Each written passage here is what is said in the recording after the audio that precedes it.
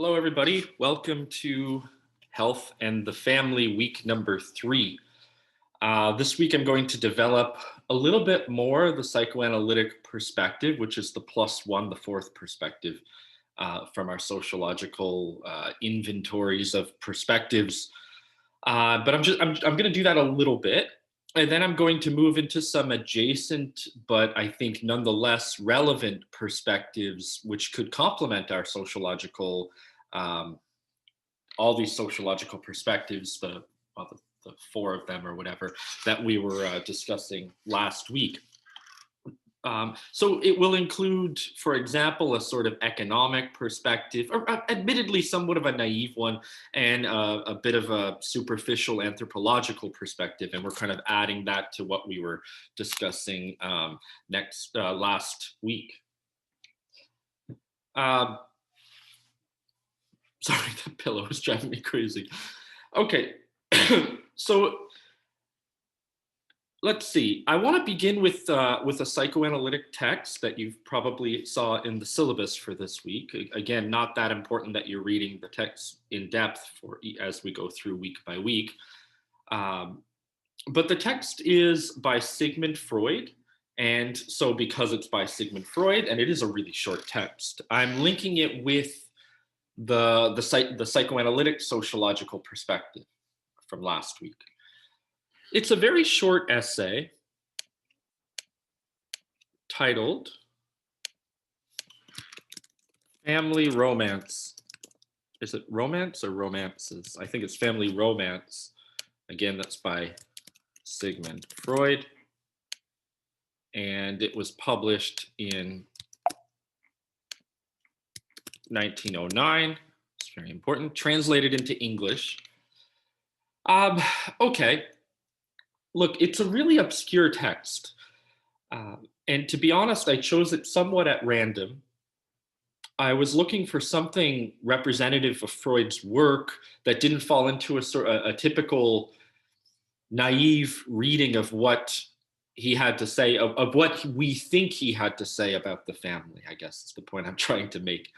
In other words, I wanted to introduce you to a Freud whose writings are, first off, short. You don't have to read a whole bunch, but also whose writings will not fit into our stereotypes about what Freudian theory is, or what we presume it to be, what we claim it to be, for example. So I wanted to choose a text that nobody has really ever read, nobody usually reads, in order to break us out of these presuppositions or prejudices that we tend to have about his work. It's not clear that I'm successful in my goal by doing this, to be honest, but nonetheless, that's what I've decided and that's what I'm pursuing. First, I wanted to highlight the fact that the Oedipus complex, forgive me for a moment, my son's being kind of loud in there, so I need to tell him to be quiet, or to quiet down a bit. One moment.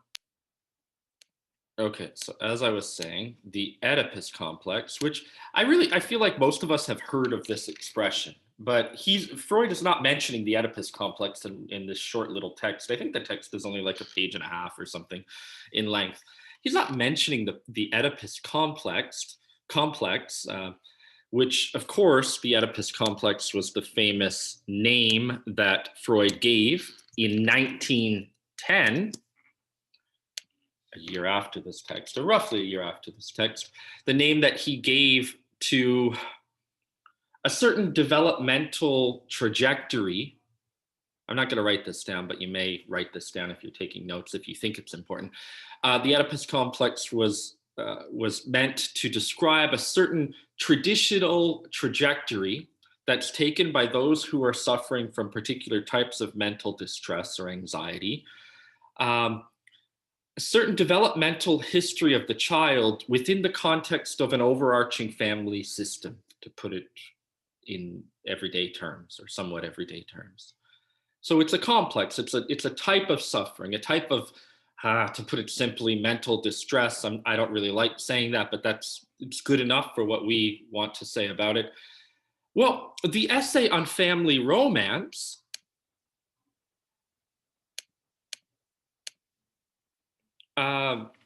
was published roughly a year before the official declaration of, or the official elaboration of what he gave under the official name, somewhat official name, the Oedipus complex. It's a bit of a differently developed version of the Oedipus complex.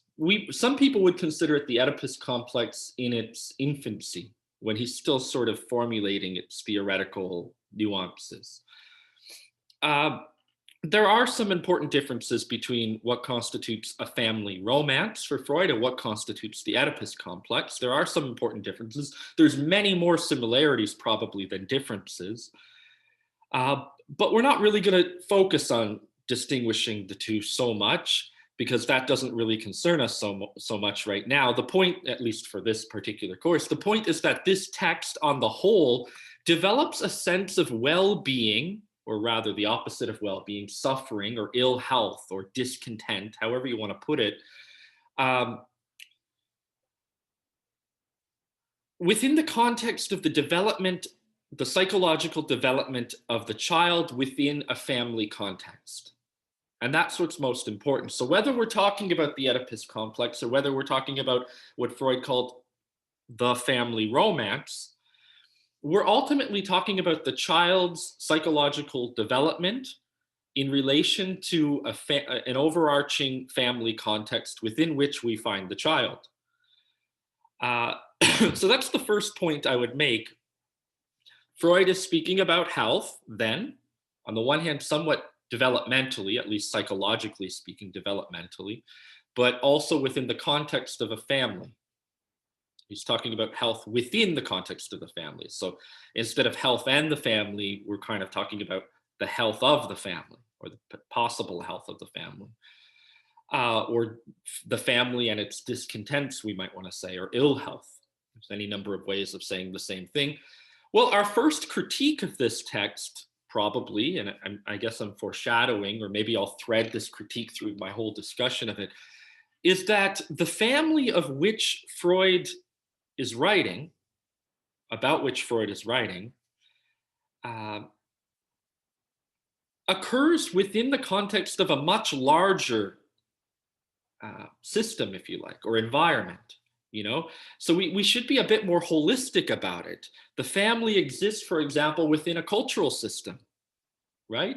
If the family is a system, if we're going to map the ideas of ecological systems theory into our reading of Freud, which I think we should do, then it lacks a certain holism, a holistic approach, by isolating the family unit and at best extrapolating from the family unit to discuss larger social issues, but missing the implication of the family within a cultural context, within an overarching cultural system, if you like, or social system. The family is not isolated or independent of that system, at least not entirely.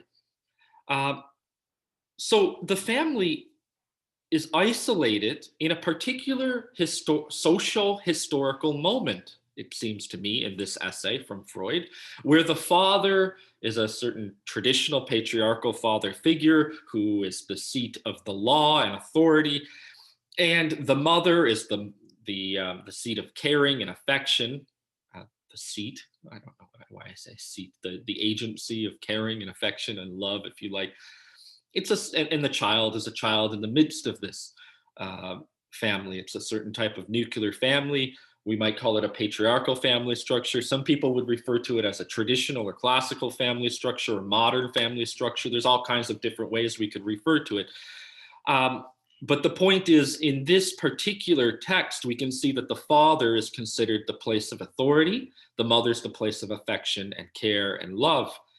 And finally, what Freud misses is that he's describing a particular family that occurs at a particular social historical moment in time and in a particular social historical location, namely the West, mostly Western nations, and in particular European, but we really see it in the American, even though Freud wasn't so aware of the fact that it seems to exist all the more in the American space. So we have time and space critiques here of Freud, and that's really important. Okay, let's move into an analysis of the text.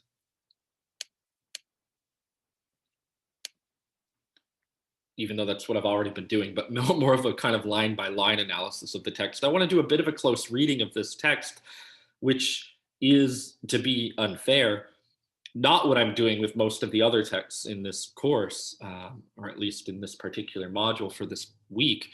I'll begin with the very first sentence from the text, which is translated into English. Of course, the whole text is translated into English, and it reads, "The liberation of an individual as he grows up from the authority of his parents is one of the most necessary, though one of the most painful results brought by the course of his development." Okay, so the liberation of an individual as that individual grows up, from the liberation from the authority of that individual's parents is one of the most necessary, though one of the most painful results brought by the course of that individual's development. Okay, already we have some really interesting ideas here, I think. We might identify with these ideas. We might say, oh, that I like this idea. Or we might say, oh, I hate that idea. I don't know how you're feeling after reading this particular sentence, this opening sentence. And there's important ideological reasons as to why we feel that way when we read this particular statement, but I'll forego that discussion for now. But what we see here is that Freud believes that there are certain psychological advantages, health outcomes, if you like, bestowed upon those who are able to successfully liberate themselves somehow from the authority of their parents. Yet at the same time, he adds that this necessary liberation from the authority of our parents in the family unit or our caregivers is painful. It's a painful liberation. It's an interesting way to put it. You know, why is it a painful liberation?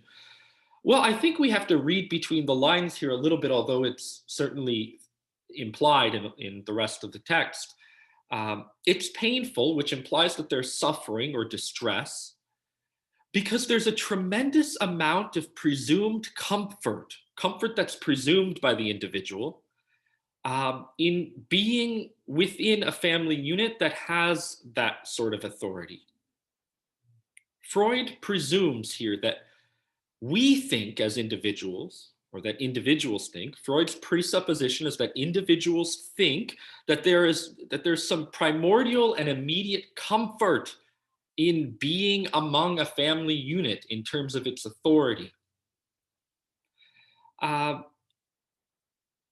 That's what individuals tend to think.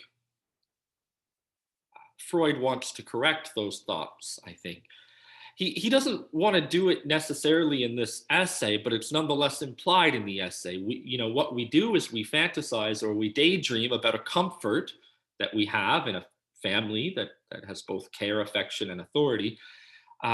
We fantasize and daydream about having that comfort. Okay, but I'll get to that soon enough. The point is that the family satisfies a number of functions for us as children.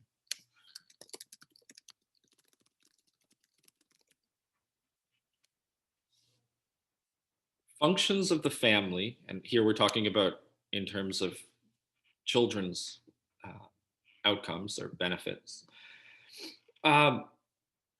There's a number of functions that the family satisfies, of which I've mentioned two. One is authority.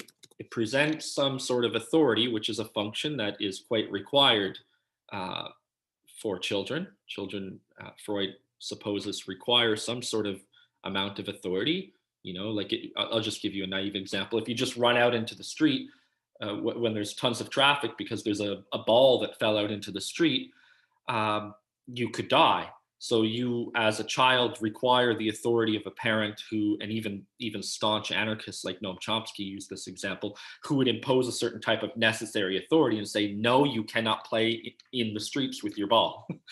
So some sort of authority here, even among the most anti-authoritarian thinkers, such as anarchists, like Noam Chomsky, agree with this. So it satisfies a function of authority. It also satisfies a function of care or affection or something like that. We can call it love, whatever you want to call it. These are two functions that the family satisfies for the child, according to Freud. What we don't often get from our family, not easily anyway, and not without considerable pain and suffering to some extent, this is again implied in Freud's work, is a sense of independence, a sense of self, a sense of individuality. This does come from the family to some extent, but it's through the effort of the child in response to those family dynamics. So a healthy and a fully developed sense of self, a sense of individuality, can only be obtained through some sort of pain and through some sort of acceptable suffering. And it involves a development of a sense of independence from the alienation that we once had within our family structure. Listen, if I were to draw this, and maybe this would make the idea seem a bit more simple, you would imagine this to be the family, right, which includes whatever elements of the family are there, but the circle would be the family, and the child would be within the family, right?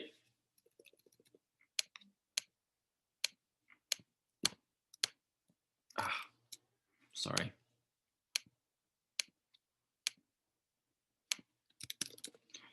The child would be within the family. And this is what we would call alienation. The child is alienated within the family structure, right? And this is our presupposition.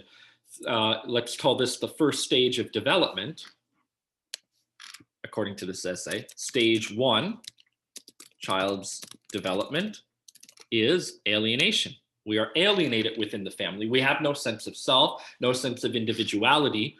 The child and the family are basically synonymous because the child doesn't know where he or she or they end and where the family begins.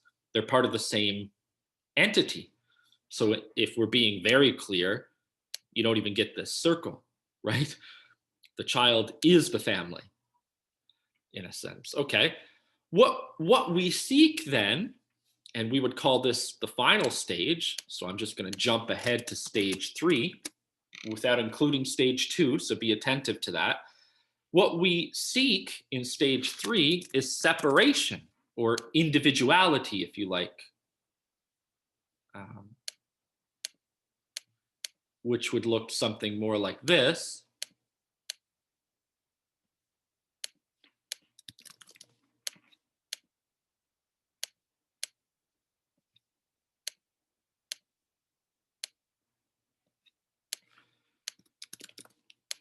The child is now no longer consumed by the family structure, but has a sense of individuality, a sense of being separate and independent, and so on.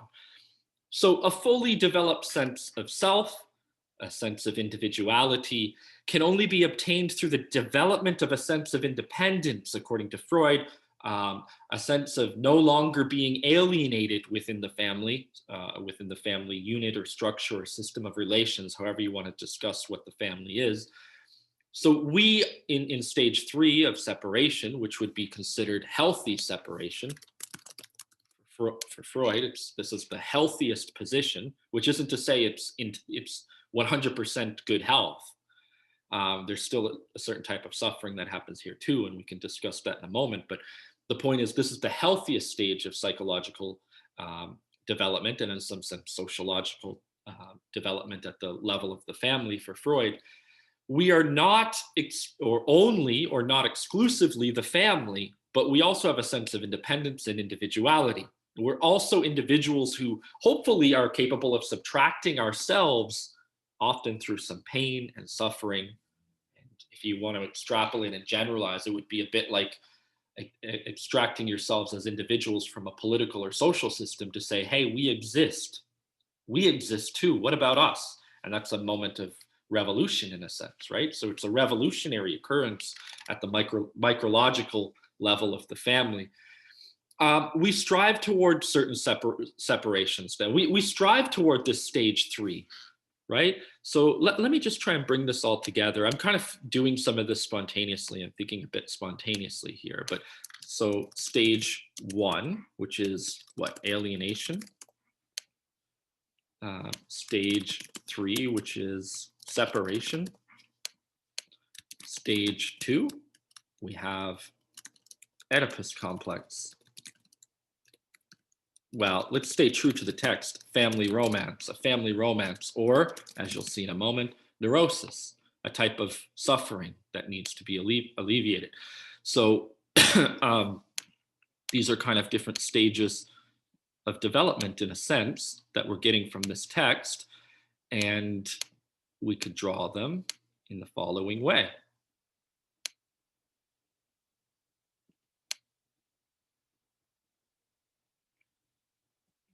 I want to be a bit more creative about how I draw this, I think. Bear with me while you watch me think a little bit.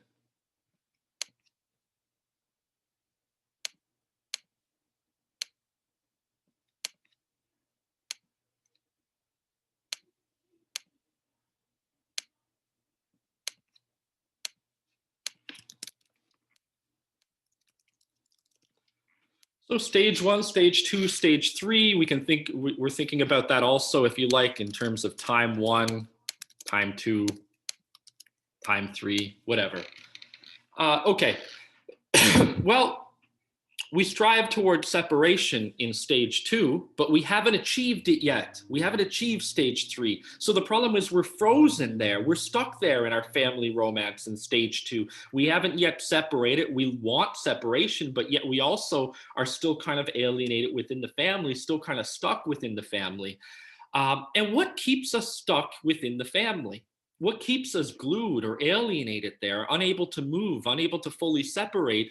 Well, according to Freud, in this particular essay, the examples that we get are daydreams, fantasies. I'm going to add desires. Well, Freud is pointing, therefore, at the process of separating oneself as an individual from a larger whole, the family unit or structure or whatever, and more particularly separating from the authority of our parents. And he claims that it's necessary. He uses the word necessary. He uses the word essential. And in a sense, he presumes that stage 3 is the best we can get in terms of, to put it simply, mental health, or the closest we can get to a sense of normal health or balance or wholeness.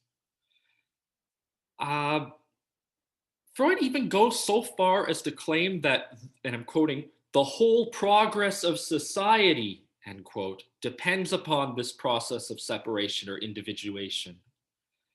And those who do not make it to this stage, which is the vast majority of people, fully to this stage, I would say, are neurotic, suffer from neurosis, which is to say they're suffering from terrible forms of anxiety and various types of symptoms that can come out in any number of ways. A symptom could be any number of things that are unique to the individual. But the fact of it being a type of neurosis, of it being a type of suffering, is what anchors it all together.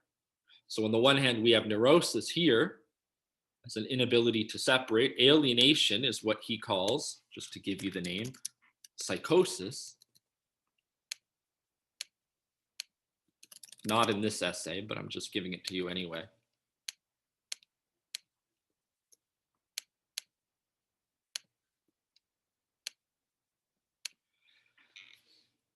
Psychosis is the far worse type of suffering. Neurosis is somewhat easier to bear.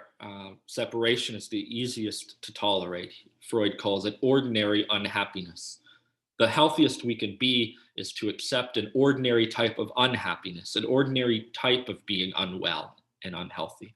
not perfect health, but living with a type of illness that you can nonetheless tolerate. So you can see that Freud is making a number of interesting assumptions. They're not entirely off base, I would say, and they merely need to be thought more sociologically in relationship to these other three perspectives that we discussed in our last class. So again, well-being is or health is really on the side of separation in stage 3, and ill health is really on the side of psychosis and also on the side of neurosis, stage 1 and 2.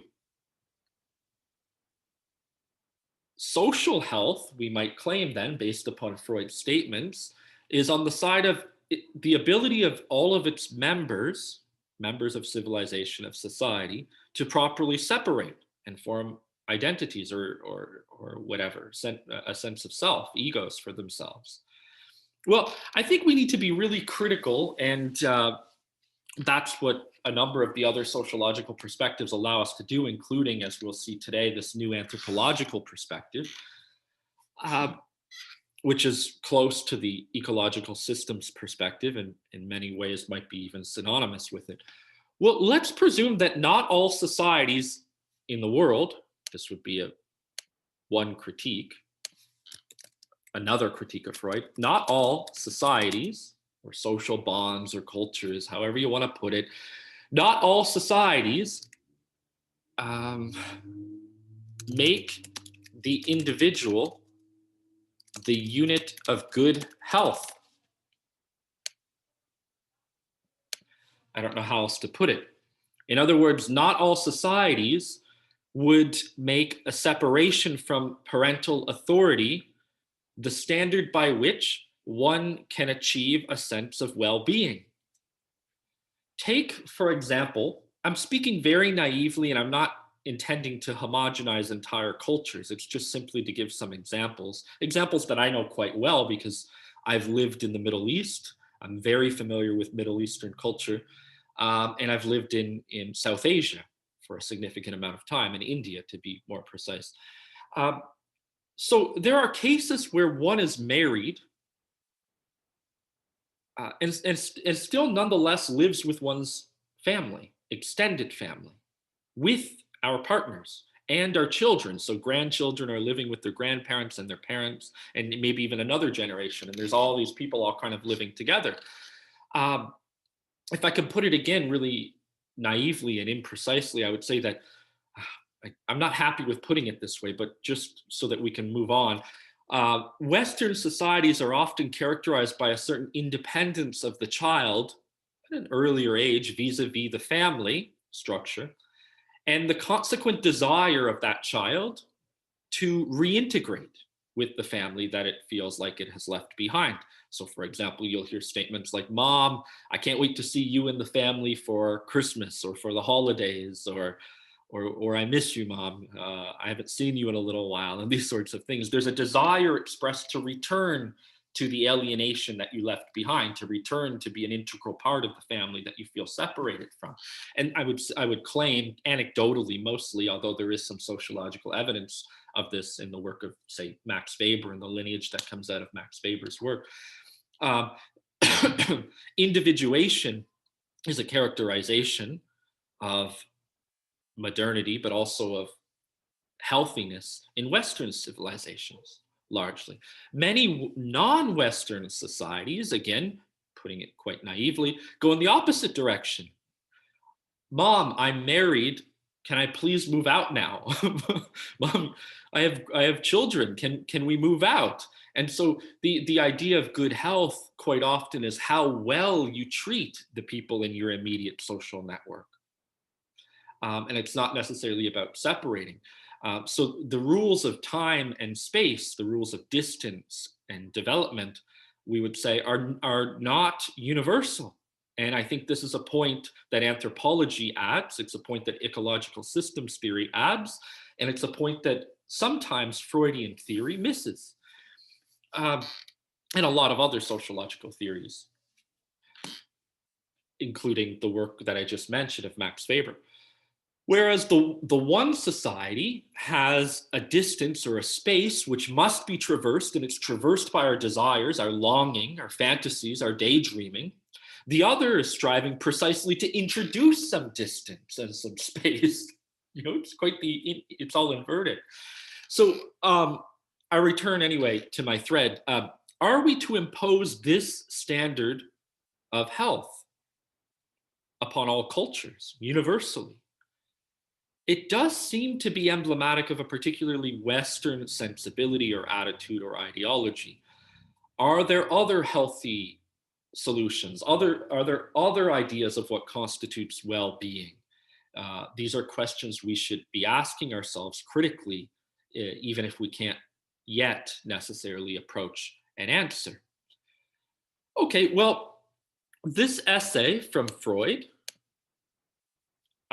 would appear also to isolate the moment of childhood, infancy, as the key moment of an individual's formation of health and well-being later in life, particularly psychological health, but also psychosomatic health and so on. Also, the health of the biological health is also there, discussed in terms of the drives for Freud. So if this essay has a problem with universalizing a conception of distance and space through the family romance or Oedipus complex, then it also has the problem of universalizing a conception of time developmentally. How so? Well, Freud offers a relatively straightforward idea. At first, our family, let's say as children, our family, our immediate caretakers, our primary social networks, are all we know. I mean, that's the definition of alienation, isn't it? We don't know anything else. There's no sense of separation, so this is all we know, if indeed we can call it a knowledge. We know that this is also a key presupposition shared in the symbolic interactionist perspective within sociology. Our family are the source of authority, but it's also the source of our ideals.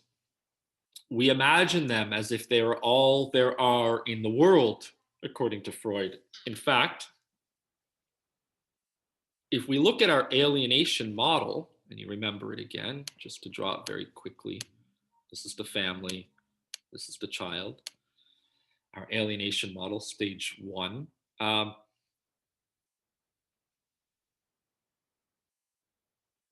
In many cases, we would suppose that for a time, a very early time, the child cannot distinguish here between itself and the family, which is for the child the entire world. They're all one in the sense that there's a great unity among them. They're perfectly one. There's no sense of any difference, there's no cut between them. There's been no cut. It is only as we age and as we come into interactions with other adults in the world, other family structures, for example, say this is another family structure over here, and maybe there's another one, and the child starts to encounter those or witness them. These lines or morphisms are interactions. That all of a sudden we can see that there is an asymmetry. Whereas everything was one before, and now we're starting to see difference because now there's other families appearing on the scene. And this is what Freud is noting in a lot of his patients. He discovered that at a point in their narrative about their life, they suddenly discovered that other families, other parents, other caretakers were not like their own. What happens here is that the status of our own parents as being all there is, or as being unique, or as being the universal standard of what parenting is, becomes challenged because now we're comparing. Now what the child is doing is comparing our own family to other families.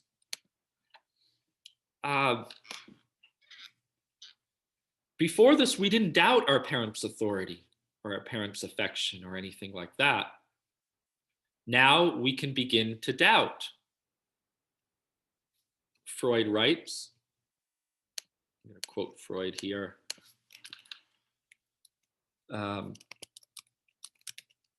This affords the child provocation for beginning to criticize his parents and for using, in order to support his critical attitude, the knowledge which he has acquired that other parents are in some respects preferable to them. Let's read it again.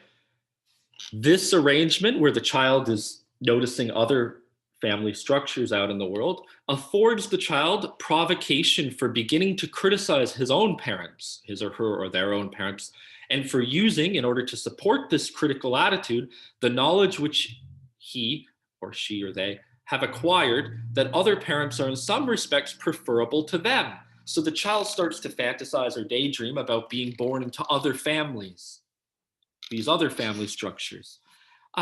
Again, this is just Freud's theory, and to be clear, we've come a long way since Freud, of course, but let's just follow it along nonetheless. Basically, he's saying that children at some point in their development are equipped with the logical tools, the cognitive ability, we would say, to basically think to themselves, well, what lottery did I win to be in this family?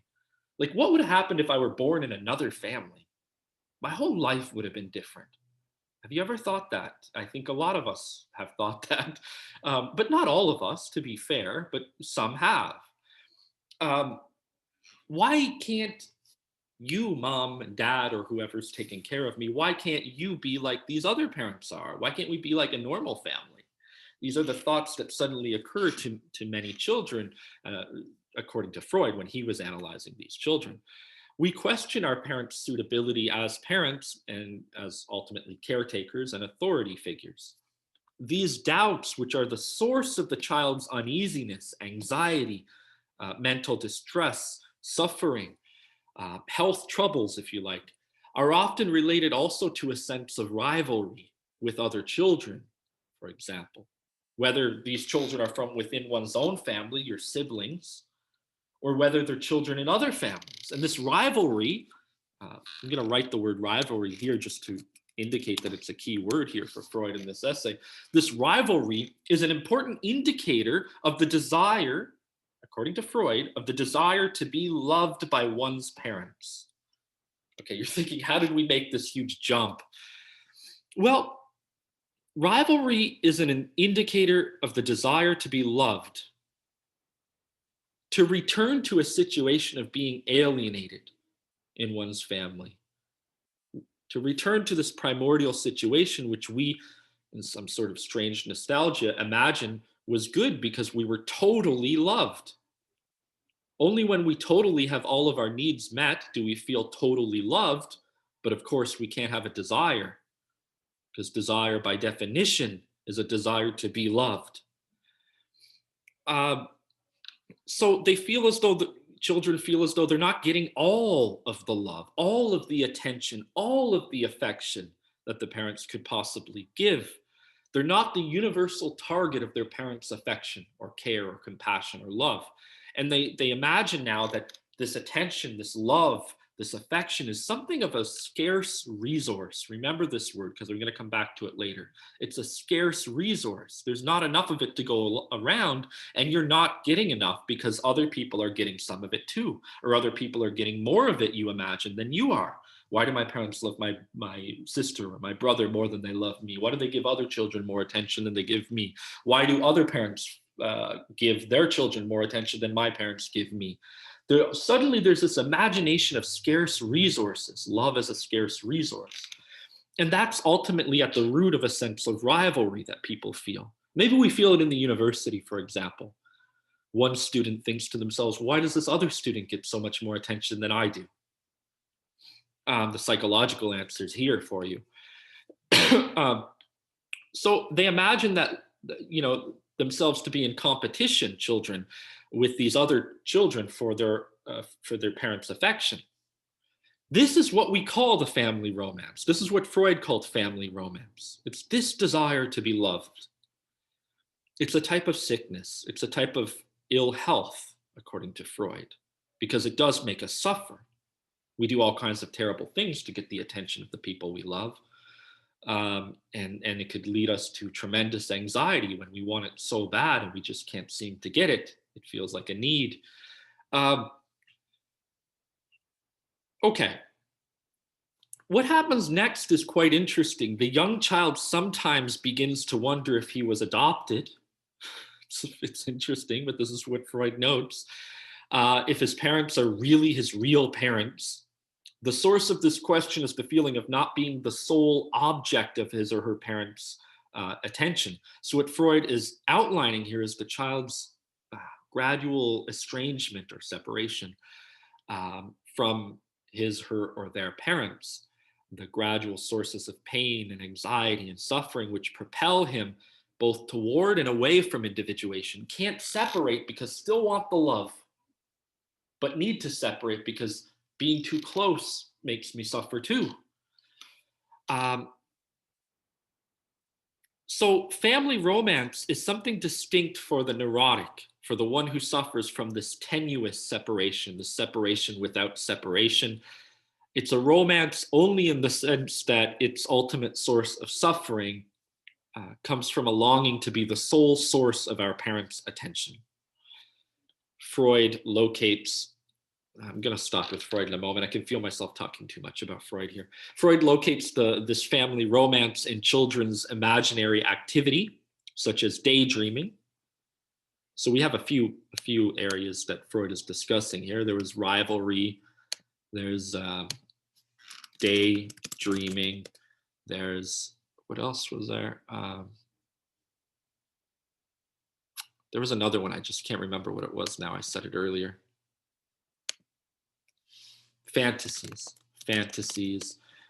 And, you know, all of these are indicative for Freud of this neurotic desire, which keeps us at stage 2.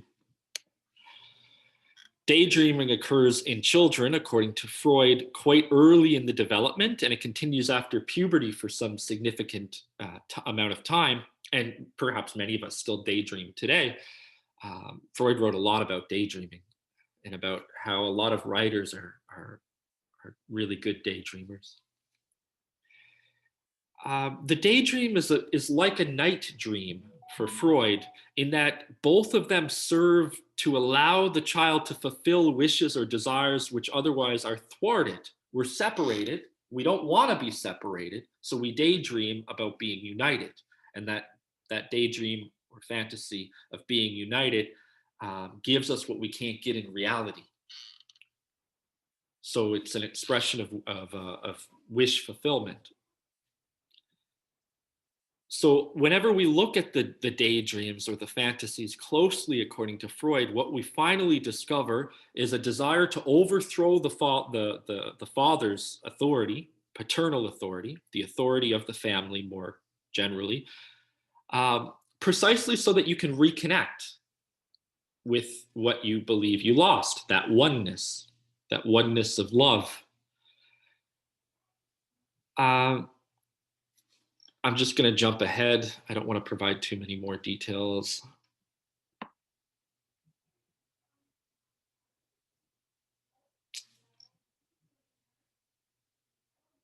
Okay, so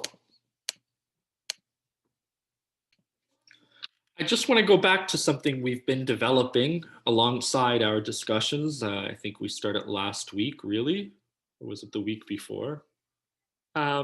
It was this idea of problems in space and time and how they relate to health, particularly in, the health of and in the family.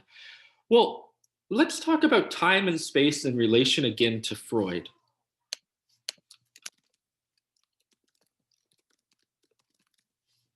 Seems important to me. First, there's what I would call the external problem. It's an external problem in that Freud was not aware that this was a problem or a limitation to his work in discussing, when he discusses themes relating to time and space. The external problem is that Freud seems to universalizes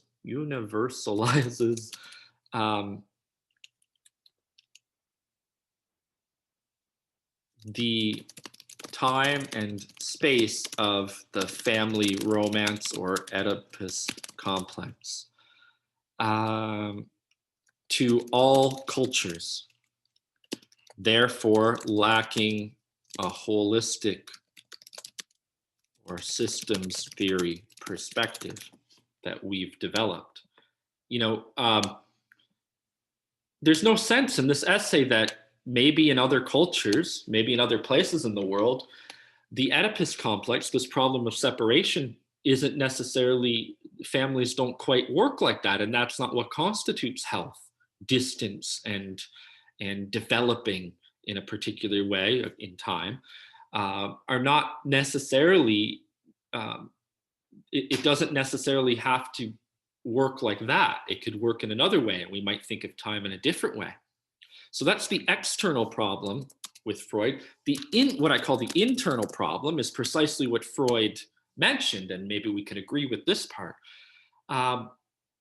where he diagnoses in the child a longing, say a desire, to return to a time of alienation which the child imagines to be comfortable, full of love. I'll just leave it at that. We could develop that a bit more, but I'm not going to.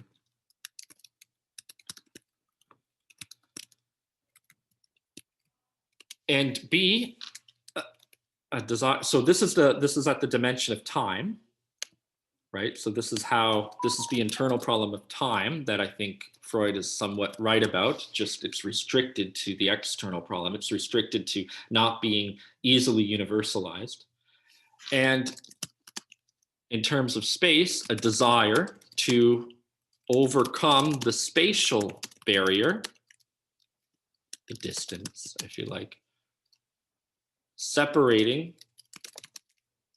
the child from the love of their parents. So we can see a time and a space component, one in terms of development, two in terms of the introduction of distance in space through separation. So these are the two big aspects of time and space with regards to the well-being of the child within the family for Freud, I would say. And he claims that there are two stages to this development of the internal problem of time and space issues. So let's just focus on the second one now for a moment. I wonder, can I move this? Oh, I can. This is wonderful. So just focusing on this one now for a moment. The first stage is the alienation of the child. And this stage, as you know, I've said before, is an inability to separate from love and affection, from the oneness, which itself is a profound source of suffering that Freud discussed as psychosis. And today, in other fields, they would refer to it as schizophrenia and all kinds of other labels. This is a largely asexual time for the child. It's an inability to separate from authority and love and affection. Stage 2, remember, is the stage of, let's say, neurosis. I'm not sure neurosis is the best term. Unsuccessful separation. Problematic separation or something like that. Now in the second stage, where we're dealing with the issues and we haven't fully separated. There's the introduction of a neurosis, but all of a sudden the child starts to daydream and fantasize and introduce desires that are suddenly erotic or sexual desires. And this is Freud's provocative argument. We're not going to go get too big into this, but the point is at a particular developmental stage, the child becomes more aware than we believe of sexual processes, and they become more and more important.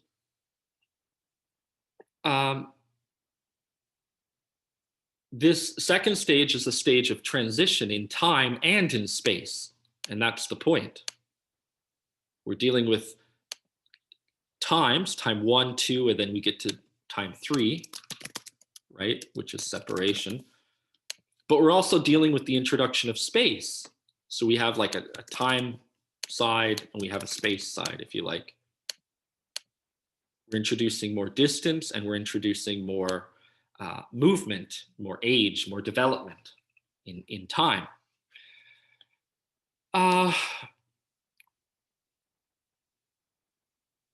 It's only when we get to the third stage that we long to return to the first stage, imagining it to be something it wasn't. And that's what we might want to call nostalgia. It's like, you know, the idea of make the family great again or something like that. It's a nostalgia for a time we never actually had, a time of pain and maybe trauma and suffering that we're just not willing to recognize or accept as such. The point is, at the end, we should be able to separate and accept regular unhappiness, which we might just call well-being. I feel like I'm just repeating myself here, so maybe I'll stop. Okay, so the family romance is a drama that the child plays out in daydreams and fantasies, an expression of the child's desire, and involves getting rid of one's parents, exchanging them for other parents that are easier to be with, parents who would love them without prohibition or authority. But beneath that daydream, beneath that apparent fantasy, there's nonetheless a desire to have the connection with the parents all over again, the connection that you believe you lost. That's the source of the neurosis. That's the source of ill health. That's the source of anxiety. So that's all I wanted to say about Freud. You can see that the family is central for his conception of health and of neurosis and psychosis.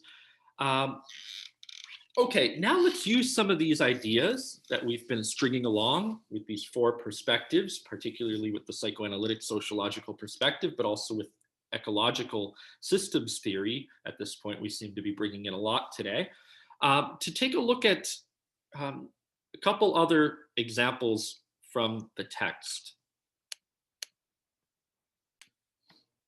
And I think the place I'd like to begin, and I'm not going to be able to move through all the material from that I put on the syllabus, but the place I'd like to begin is with the economics perspective, because I think I'm much more critical of that.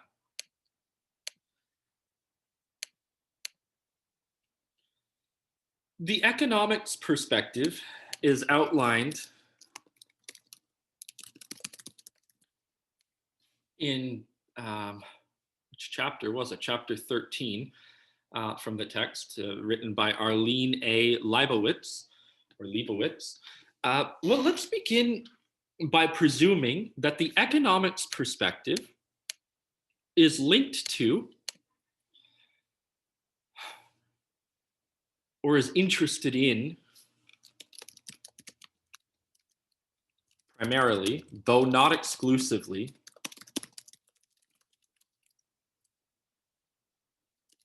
the allocation of scarce resources. There's that expression I told you I would come back to. Economics, as discussed by this particular author, and I have reason to believe this author is generalizing to the extreme, but this particular author seems to claim that economics is interested primarily, he doesn't say, though not exclusively, or she doesn't say, though not exclusively, in the allocation of scarce resources. Well, we've heard this idea of scarce resources before. The ultimate scarce resource is, of course, love. And I'm not quoting Father John Misty, but this is what Freud was basically trying to remind us of. But this is what the author argues. How can we not see in this some sort of relationship to the psychoanalytic perspective, to have scarce resources is like only having so much love to give or to receive. And the psychoanalytic perspective discovers that it's only at a particular age of development that one presumes that love and affection are scarce resources, inadequately distributed among perhaps one's economic rivals, our economic siblings, and so on. So to presuppose scarce resources is to presuppose a neurotic perspective to some extent. This definition, anyway, forgetting the psychoanalytic stuff, this definition comes to us from Leibowitz. And you can probably imagine that a great deal of our psychological desires, based upon our interactions within the family, are responsible for how we spend our money. In fact, within the clinic, money, how we pay, for example, our clinicians in therapy, how our patients speak to us about money, about payment, about their careers, about how their spouses or loved ones spend or receive money. All of this says a lot about our unique mode of suffering in the clinic. There's a link here between money and well-being, of course, and it's not simply about if you have more money, you're more capable of being healthy. In fact, that's not as clear. With economic perspectives, it's abstract, but it's nonetheless essential that we think about it in the psychoanalytic sociological sense as well. The author writes, consumers decide how to spend their limited incomes on various goods and services to maximize their well-being. Okay, this is a presupposition of the economics perspective as laid out by this particular author. Well, you can see that this perspective often begins, doesn't always begin, but it often begins, the economics perspective, with a notion of primordial scarcity. It's as if our economic mindsets are caught somewhere in a family romance, or rather in a social romance, whereby there's not enough money to go around.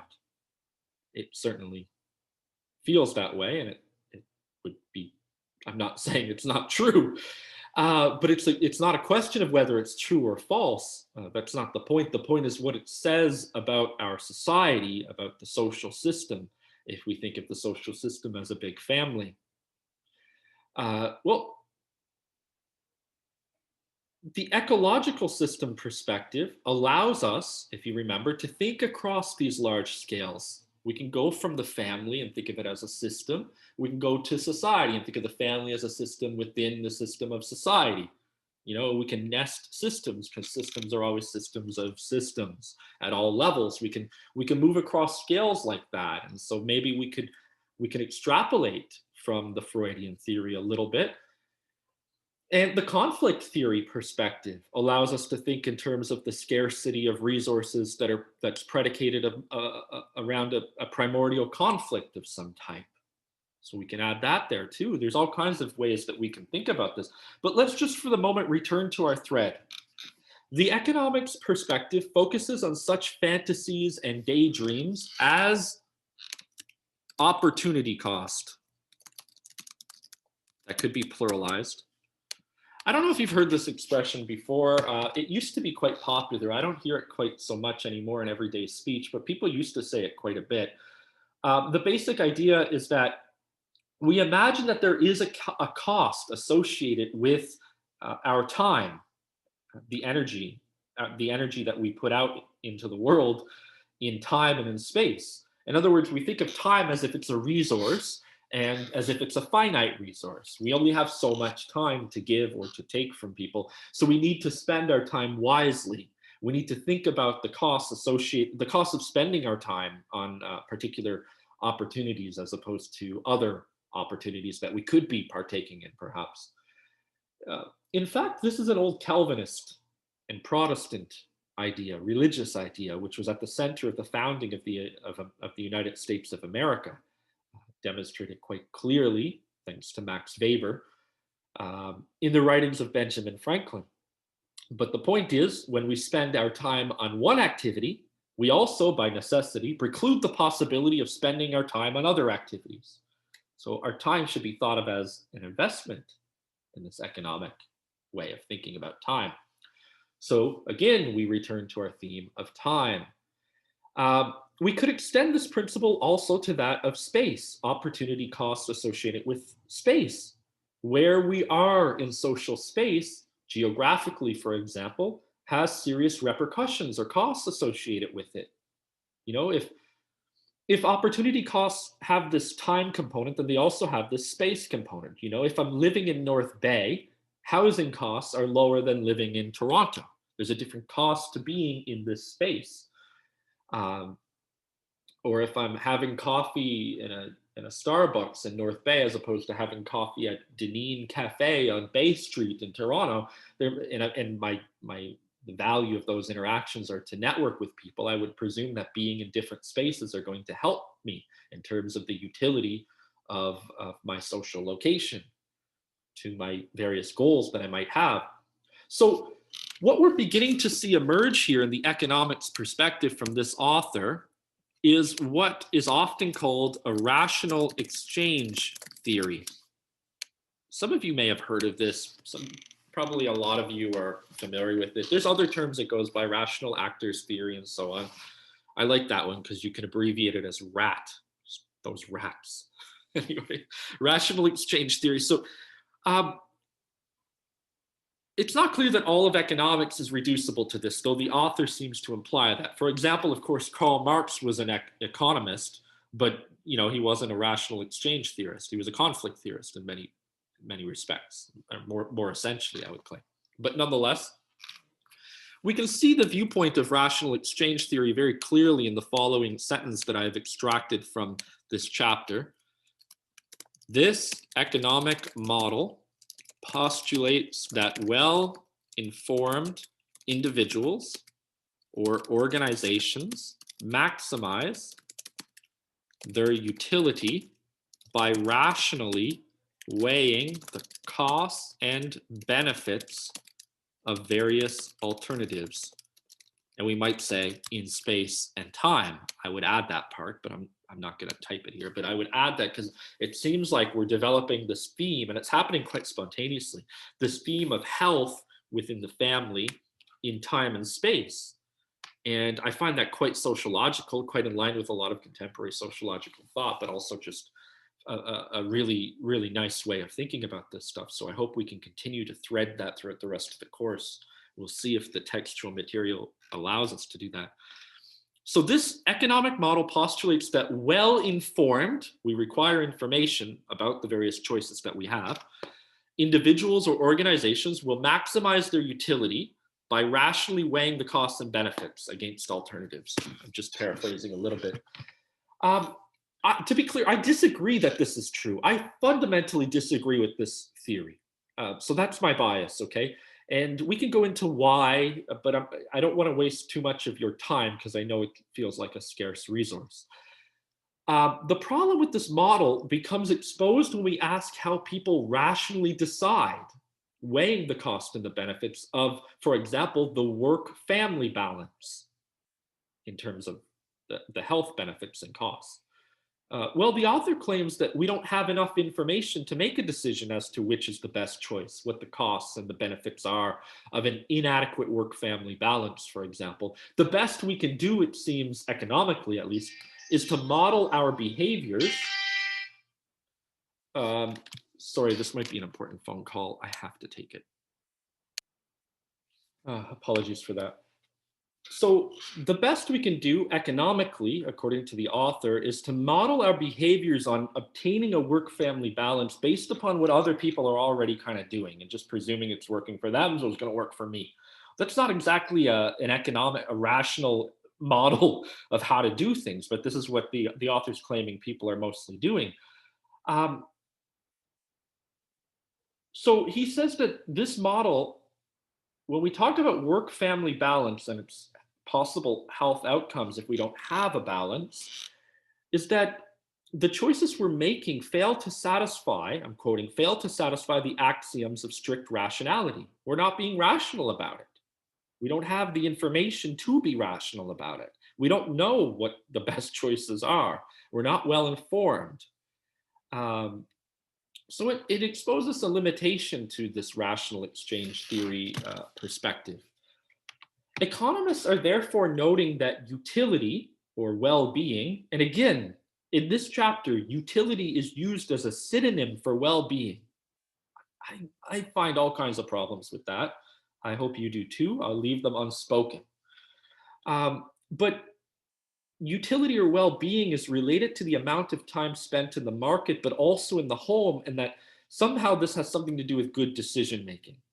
There seems to be exponential reports of stress, that's psychological stress, that's being faced by those who are struggling to balance home and employment, family life and career, or work or job.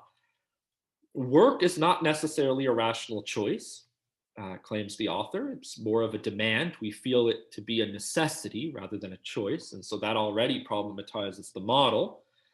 And what we also find, according to the author, is that working parents, particularly true, he claims, or she claims, of highly educated working mothers, are significantly reducing the time they devote to leisure and home production so that they can preserve time for children, for being with their children.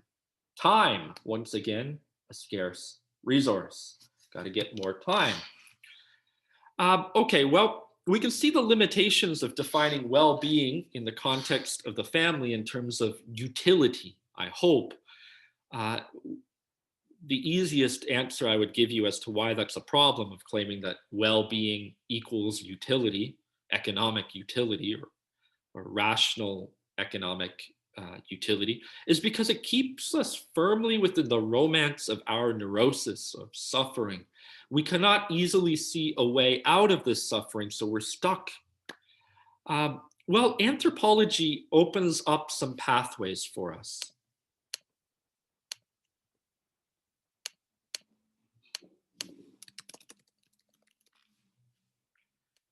This is the chapter on anthropology from the syllabus that I'm glossing now as a way to kind of bring some of this together, and I'm going to stop with this. Anthropology opens some pathways for us. The chapter 14, titled Anthropology and the Workplace Workforce Mismatch by Charles N. Dara, argues that anthropology tends to focus on ways that people attempt to mitigate this new disaster of the work-family balance. We see that there's no utility necessarily in the concept of utility for mitigating the stress or torment or suffering, particularly psychological, that families are going through these days. That's sort of one takeaway from the last chapter. This work-family balance, the author claims, the very question, the very framing of it as a work-family balance, according to the author of the anthropology text, and it's a very curious argument, I find it quite fascinating actually, is that this way of framing the problem is an obscuration. It obscures more fundamental problems by focusing on it in this particular way. It obscures larger and much more contextually specific and much more universal even problems or issues that need to be discussed and addressed. So speaking only in terms of a work-family mismatch or imbalance, for example, it's going to obscure many fundamental issues. Some anecdotal examples were given, one of which I thought was quite interesting. It was a woman who's working at a corporate job, and at her corporate job, she subscribed to a listserv which is dedicated to parenting. So her corporate job has a listserv filled with people who are discussing parenting strategies. So you can see how the bifurcation of work and family is blurred. We're trying to manage parenting while at work. I'm doing it right now. Phone calls from my son's school. My son in the other room. I'm sure you're doing it while you're watching this video. Many of you are anyway. And we're trying to work while parenting, and we're trying to parent while we're working. So it's not, I guess, it's not bifurcated. It's obscured, this line that used to separate the two. The two domains seem to be overlapping in some respects. The author writes the following. the the interpenetration of work and family blurs blurs the boundary between these familiar, we might say familial, domains, turning each into a simultaneous exotic realm. Just gonna make sure we can see this. What constitutes work becomes ambiguous. The workplace, too, becomes a site for exploring family issues. And although it is a source of strain, the workplace is also where the resources used to cope with those strains originate. And this last line is particularly important for our author. But we'll come back to it. So anthropology, which is quite often close to sociology, many times they share a department, as they do here. Anthropology is often concerned with studying what constitutes the exotic or the strange, and it's often interested in the relationship of the familiar and the strange. But it tends to focus, according to the author, on these two sort of domains that somewhat overlap. One is ethnography, and the other is anthropology as such. And ethnography is typically when you immerse yourself into a field for the purposes of extracting some information about the ongoings, the everyday life of the people or the culture within which you have immersed yourself. And you can do that using any number of methods. Anthropology overlaps with that approach, but it's not reducible to that approach. It's also much more interested in theoretical discussions. I'm quoting the author here, theoretical perspectives focused on cross-cultural comparisons and a holistic understanding of the human species. So what's important, I think, is that anthropology as a discipline, but more particularly to a few anthropologists central in America, are demonstrating the context within which we tend to think about these certain meanings. I'm going to skip ahead of a bunch of things here because I can feel time very much slipping away.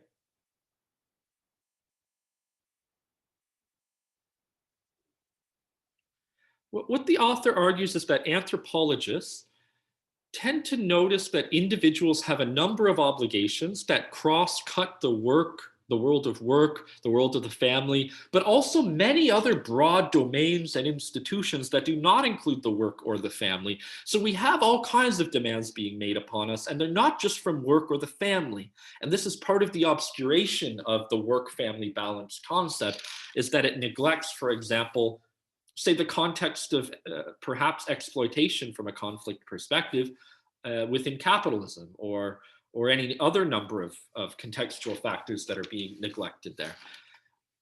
So we can't presume simply, according to this author, anthropologists do not presume simply, on the whole, that the family or the place of employment are key sites of tension or stress. They might have stress, but there's just as much evidence to suggest that they're also places where we seek refuge from that stress, where we find resources to deal with those stresses. So the family can be a site of refuge or a site of stress for our work lives, and work can be the same for our family lives. I've even heard just recently, a friend of mine was telling me that a number of his colleagues are going into the office. He lives in another province. To get to work so that they can get away from their I don't mean to laugh, their disastrous home life, seeking refuge in the space that the workplace provides, but also the time away that it provides. So we often, nonetheless, in our casual speech, claim that work life is intruding into our family life, is making it difficult for us to respond to the obligations that we have to respond to in our family life? Well, the author argues that anthropologists have made the claim that family has actually become something of a code word. I'm getting to the end, don't worry. It's become something of a code word that's used so that we don't have to discuss what's really going on, that has nothing to do with the work-family balance, or little to do with the work-family balance. There are many other responsibilities that intrude upon us that we just simply today designate as a family responsibility. And these responsibilities have fallen upon our own shoulders because we don't have the institutions in place to look after helping us with those responsibilities anymore. For example, finding teams or clubs or after school lessons or something like that for our children, that used to be taken up by after school care. Now it's on us to find these places for our children to go.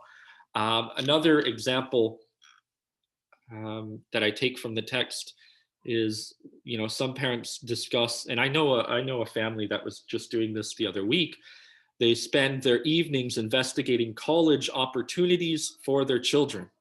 Well, the author argues this is because, quote, of a lack of such services in cash-strapped schools. So because the schools as institutions cannot help find adequate colleges or universities, now the burden is upon us in our family time and in our family space and in our family lives to do that. So we need to be on guard then, according to the author, and this is what anthropology provides through this holistic perspective. We need to be on guard that the family doesn't just become code for obligations that are incurred from elsewhere, but that the family should be thought of as a space of refuge, in a sense. But today, of course, it's become a space of what the author calls production and consumption. In other words, a space of utility. There's also this new code of time management. This will be my last thought. Time management. It occurs at the time of this family work balance interface that we're increasingly discussing in our everyday lives, where we feel the obligation to manage our time better and to tell other people to manage their time better. We always talk about time management now. Well, you can see that time itself has become a major issue again. This, claims the author, might be code for the problem of the necessity of the tasks that are being demanded upon us, the urgency of those obligations. Ethnographic research has demonstrated that our sense of obligations has exponentially increased in our recent decades, and this is a profound source of psychological distress. The author writes, "It is not enough to simply improve time management skills or even give people more time. It is also necessary to address the underlying necessity for activities that consume time." Which brings us back to a more contextual, more holistic approach of asking why these meanings are important, what systems are in place to deal with these things, and so on. So when we speak about the family work balance, according to this author, we must, in summary, always put it within a larger and more holistic context. This mismatch of of family and work, which occurs due to issues in space and time, that exists within a larger system or a larger context. We can't just speak about work and the family and the mismatch of the obligations between the two and so on without also talking about the economy, without also talking about such things as our desires, our socialization, our consumption practices, and so on. I'm going to stop here. Hope you're all doing well. I know today they just announced it's January the 12th as I make this video early because of time constraints. But I hope now that being shifted into the space of the home, because a new lockdown was announced as of today, where we're forced into a smaller space and we're dealing with all these obligations of time and space, and they're producing quite a bit of unhealthiness for ourselves amidst our families and the people that we live with. I hope you're all um, creatively dealing with the topic of finding space and time for yourself, for your own well-being. Talk soon.